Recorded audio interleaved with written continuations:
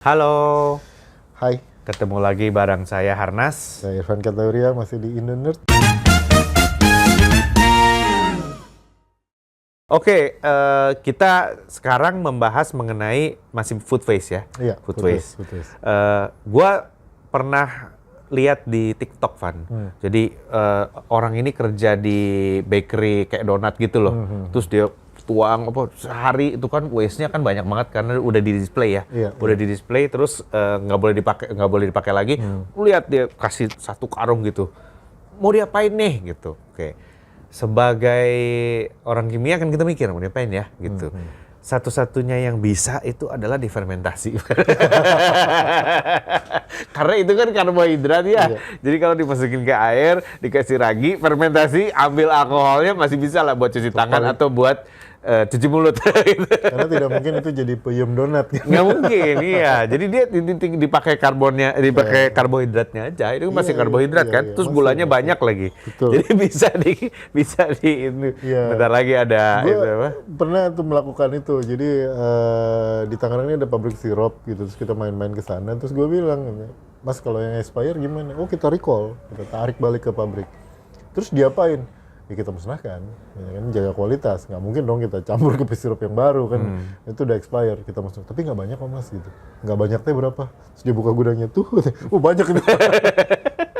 Ya dibandingin produksi di hari Iya, itu emang iya, gede banget. banyak, iya. Cuma ini recallan apa maksudnya returnan 3 bulan lah gitu. Oh tapi banyak juga gitu. Terus gue pikir sirup kan isinya gula doang ya. Iya. Apa gue fermentasinya jadi alkohol? Iya. Gue bawa ke sini, gue bawa ke kampus, gue fermentasi sebotol. Minggu pertama 3 hari pertama tidak terjadi apa-apa, karena gue salah. Karena betul yang gue duga bahwa sirup itu isinya adalah air dan gula, tapi di situ satu ada pengawetnya. Oh, enggak, iya.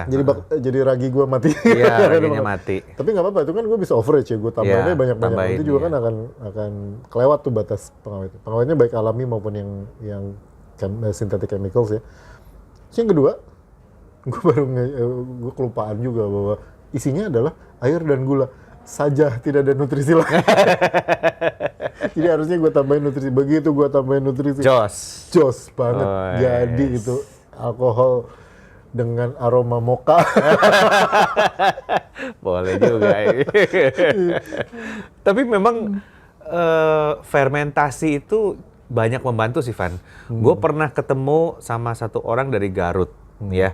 Dia bikin minuman fermentasi dari stroberi. Ini apa? Dia bikin sendirilah, bagi-bagi ke teman-temannya. Iya. Dia punya Nggak coffee dijual, shop, ya. nggak dijual. Dia punya coffee shop, terus dia iseng-iseng aja Kang katanya. Terus dia kirim ke rumah gue cobain. Ya kok enak, kenapa lu bikin dari stroberi? Garut kan penghasil stroberi. Dia sebagai orang Garut, dia merasa itu Kang yang di reject, maksudnya Iya, buah yang itu, di reject, itu. yang Itu food waste nggak tuh. bisa dipanen, banyak banget dia bilang gitu. Mau diapain ya? Saya sedih sih melihat itu buah dibuang segitu banyak. Ya udah saya kumpulin, fermentasi gitu. Iya. Ya kan di luar negeri kan kalau orang punya budaya bikin schnapps gitu ya, di Austria itu kan pakai buah-buahan. Itu kan buah yang busuk. Ternyata ada, gue juga baru notice, Van. Kemarin waktu summer kan gue ke Austria terus ngelihat metikin buah-buahan gitu ya. Rupanya cuaca tropis sama summer tuh beda. Kalau mereka itu 4 musim begitu berbuah banyak banget. Jadi pohon ceri itu waduh penuh buah. Tapi besokannya aja udah Habis. 20% busuk. Jadi pembusukannya jauh lebih cepat Iya, daripada iya, iya. kita di tropis Iya, ini. iya, Kayaknya iya. mangga nggak dipetik 3-4 Iya. hari masih Nggak ngegantung apa-apa. di situ kan. Lawannya Itu codet kalau ceri, iya. Dan peach itu Van, dalam waktu gua mau pulang seminggu kemudian, tolong dong petikin buat tamu-tamu nih. Tinggal 10% yang bisa dipetik. Yang lain busuk. Nah, kalau udah busuk-busuk kan diambilin, masukin ke dalam ember kayu, taruh di dalam tanah tuh. Fermentasi itu. Iya. Nanti musim berikutnya di distill gitu loh. Itu rata-rata tuh teknologi fermentasi yang bisa Iya. menyelesaikan salah satunya untuk mengabsorb food waste ya. Iya, makanya gue bilang pendekatan food waste tuh nggak bisa dari hilir sih, harus dari hulu, harus dari sisi produksi gitu. Jadi produksi kayak tadi lu bilang kan, lu produksi, definisi waste itu kalau di bidang keilmuan gue, definisi waste itu adalah pada saat sesuatu sudah tidak memiliki nilai ekonomi untuk dirinya. Oke. Jadi kalau ini tidak memiliki nilai ekonomi untuk gua, maka ini adalah waste gitu. Meskipun misalnya, tapi kan waste-nya masih bisa dimanfaatin sama orang lain gitu. Ya buat orang yang ono itu bukan waste, tapi buat gua tetap waste gitu. Makanya kalau gua bilang ini masih punya nilai ekonomis buat gua meskipun gua nggak pakai, yaitu gua bisa jual ke dia gitu. Iya. Sama dia nanti difermentasi gitu, atau gua punya satu line produksi sendiri fermentasi di mana food waste dari industri gua akan masuk ke situ gitu. Itu akan mengurangi jumlah food waste kalau menurut gua sih, baik itu dari jalur produksi pengolahan atau dari pertanian. Tuh yang paling dasar, teknologi pasca panen yang paling dasar itu adalah sortir. Yes. Ya, nah, jadi sortir itu udah yang paling dasar banget lah gitu.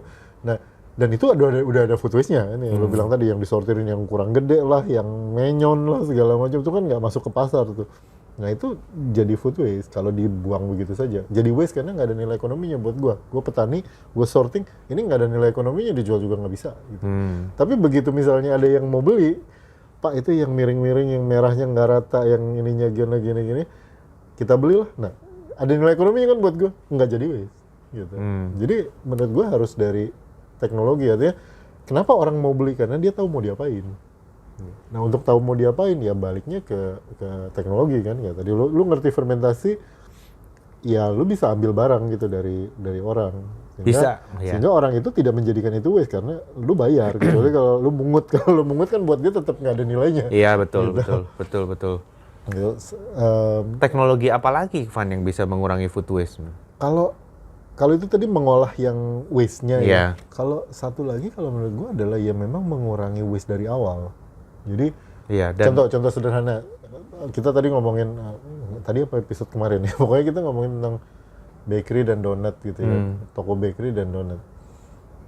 Misalnya nih, lu bisa punya aplikasi AI, atau punya software artificial intelligence, di mana lu bisa menganalisa data yang belakang maupun data yang agak ke depan gitu, dari misalnya, oh kalau cuacanya kayak gini, kayaknya banyak nih yang beli donat gitu ya, misalnya. Atau kalau trafficnya kayak gini di luar gitu, lu pakai data traffic lah, pakai data cuaca lah, pakai data sosial media, ini tiba-tiba influencer lagi banyak yang ngomongin donat, kayaknya toko gue bakal banyak yang beli donat.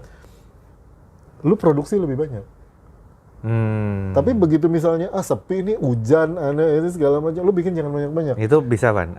Gue pernah membuktikan sendiri bahwa bakso itu paling laku kalau abis siang-siang hujan, tapi hujan berhenti jam 3. Jam 4 itu bakso pasti ramai. Itu entah kenapa orang-orang pada beli bakso. Tapi kalau hujan sampai jam 5, sepi. Orang nggak datang. Begitu lu lihat BMKG bilang, Tangerang Selatan hujan sampai jam 7 malam. Ya kuah lu jangan banyak-banyak bikinnya gitu. Bakso lu jangan dikeluarin dari freezer semua gitu. Jadi, nah menurut gua itu teknologi gini, AI itu menurut gua dipakainya tuh buat yang gini-gini lah gitu. Iya, dia yang suruh mikir lah ya. Dia yang suruh mikir karena datanya kegedean, suruh dia yang mengcompile gitu datanya. Jadi gue suka tuh ada satu memes yang bilang katanya, gue pengen AI itu melakukan kerjaan-kerjaan buat gue sehingga gue bisa menikmati hobi gue menggambar dan membuat lagu gitu. Bukan sebaliknya, AI yang membuat lagu dan gambar sehingga gue harus bekerja lebih keras untuk beli yang original gitu. Nah itu pakainya yang gini-gini lah. Menurut gue ini sesuatu yang pendekatan yang bagus gitu, dan toolsnya ada sekarang. Kalau kita ngomong ini 10 tahun yang lalu atau 5 tahun yang lalu, gue diketawain orang gitu, Allah gimana caranya gitu. Kalau sekarang mah kayaknya anak-anak kuliahan tingkat 3 semester 4 semester 5 juga kalau dibilangin, lo bikin perencanaan produksi menggunakan AI pakai data BMKG, traffic sama data sosial media, jadilah kayaknya. Itu mah tinggal nanti diiterasi makin tajam gitu. Jadi perencanaan produksi sih kalau menurut gua, karena perencanaan produksi itu gede ujungnya. Satu dari bahan jadi kan. Jadi bahan baku, iya. Nah, bahan jadi, lu begitu bahan jadinya misalnya, lu tutup jam 9 malam toko donat lu. Biasanya lu ngebuang 1 kilo, 2 kilo gitu, misalnya ngebuang 100-200 pieces yang nggak laku. Sekarang lu cuma buang 5 biji, 5 biji mah lu makan aja lah. Iya. Gitu kan, itu 20 biji, bagian sambil jalan pulang, ya mau donat gitu. Jam 10 malam habis gitu sebelum nyampe rumah. Yang kedua yang lu bilang tadi bahan baku. Berarti kan nyetok bahan bakunya lebih benar. Iya. Waste di bahan baku juga lebih benar. Lu nyimpen gula, nyimpen terigu segala macam. AI-nya juga bisa dipakai untuk situasi kan kayak wah ini lagi kondisi lagi kayak gini, berarti lu mesti simpen di freezer, lu mesti simpen di luar aja, mesti pakai dryer, mesti pakai segala macam. Yang kayak gitu-gitu sih menurut gua fundamental ya dan bisa banget kalau itu dipakai buat pendekatan teknologi gitu. Tuh jadi logistik atau food industry Mungkin ada juga kan lu bilang tadi waste untuk satu orang itu bisa jadi profit buat orang yang lain gitu kan. Mungkin perlu ada juga semacam app gitu Van yang menghubungkan antara misalnya supermarket punya app khusus barang-barang expire tanggal segini gue mau dah. Gue sih mau dah. Gue berpendapat bahwa Tuhan memberi kita kemampuan untuk menilai ini expire apa enggak. Jadi gue nggak percaya sama lu gitu. Jadi lu copotin labelnya gitu ya. Kayaknya kalau ada app-nya tuh orang Indonesia mah cepet ya kalau kayak gitu. Habis gitu Badan POM nonton itu bilang woi. Nah kan Badan POM urusan sama perusahaan. Jadi kalau menurut gue sih mungkin ada aplikasi-aplikasi yang bertemakan food waste. Gue nggak tahu kalau teman-teman ada ya. Gue nggak pernah lihat soalnya. Tapi atau yang lagi nyari deskripsi lumayan nih. Iya betul. Kayaknya restoran itu. Nah kalau warteg itu gue pengen lihat data ya antara warteg sama restoran biasa food waste-nya gedean mana. Iya benar. Karena restoran biasa itu kan by portion. Jadi kadang-kadang orang suka nggak habis. Tapi sebetulnya kalau sistem warteg itu kan dia ngambilnya sesuai dengan yang kita mau gitu kan. Meskipun nggak ngambil sendiri ya. Iya, meskipun nggak ngambil sendiri, jangan kebanyakan gitu. Itu kan sebetulnya porsinya jadi lebih pas. Jarang gue lihat ada orang makan warteg nyisa. Cuman wartegnya tapi kan kalau warteg kan dia bisa lihat, oh panci ini udah habis nih, gue masak lagi gitu. Atau kalau nggak, oh ini udah habis nih, makan yang itu aja. Menurut gue di restoran gede mah nggak bisa pesan nasi setengah. Iya. Sistem warteg itu lebih bagus di untuk memanage food waste daripada Dan satu lagi di warteg itu dia sortingan bahan baku nggak terlalu seketat restoran. Jadi kayak tadi tuh kalau inilah bawang daun aja, daun pertama kalau di restoran bisa jadi dibuang karena itu biasanya agak kuning, ya kan? Dikeletek tuh dibuang. Di warteg mah sikat. Kol, bulat gitu kan. Lu di restoran pasti lapisan pertama lu copot. Di warteg bikin bala-bala sikat langsung. Nggak dikupas dulu. Ini part ketiga nanti. Tapi memang menurut gue sih teknologinya tuh bisa pakai app gitu. Iya. Ya bisa pakai app. Ya, kalau di luar negeri kan warteg itu ditimbang. Kalau wartegnya kalau kita kasihnya yang itu mungkin bisa diganti pakai AI itu ngitungnya. Tempe 20.000. Tadi malam gue beli ada satu bukan warteg sih tapi modelannya kayak warteg di ITC BSD di atas. Kalau kalian nyari itu ada bentuknya prasmanan gitu kan.